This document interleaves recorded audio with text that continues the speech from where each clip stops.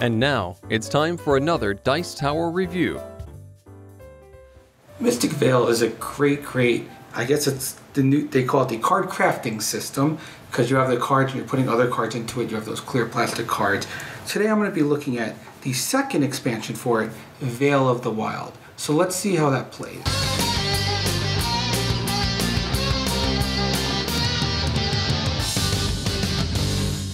Mystic Vale, Vale of the Wild adds a whole bunch of regular cards plus some new things.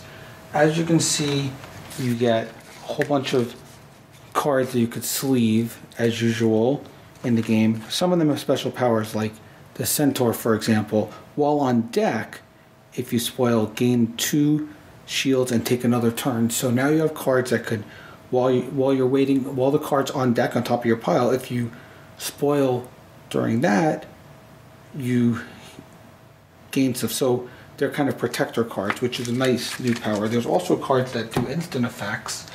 So, for example, Talon George when bought, so now you have an instant effect when you buy it, so you could use this one instantly. But the nice thing about this expansion is the leaders. So with the leaders, at the beginning of the game, everyone will have a leader. The leader will go into one of your empty card sleeves, so you have one less empty card, but you have a leader. The leaders all have some things on them. They get, in this case, 2 money, and he has a name. They also have an upgrade power. So this guy would cost 8, and when you upgrade him, you can now flip him over and have the other side, which, again, he has 2 money, but he also has a harvest power.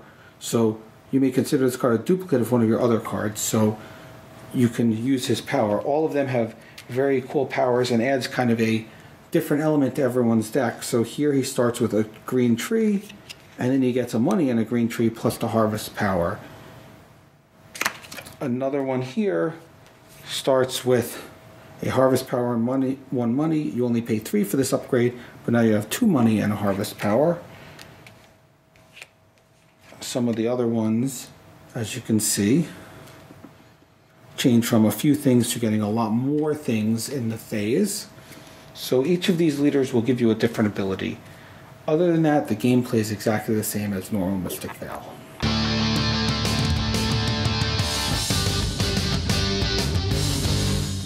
I really like this expansion. I like you get new cards, you get more cards to add to your base set, you get new runes to add to your base set, plus you get the leaders. The leaders to me is what makes this expansion shine.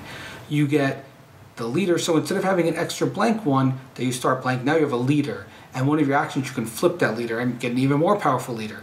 And because of that, everyone starts with sort of a variable hand, because my leader is going to be different than your leader, so everyone's going to have a different leader, so everyone's going to start out a little bit differently in this game, so it adds kind of that next level of what this game is.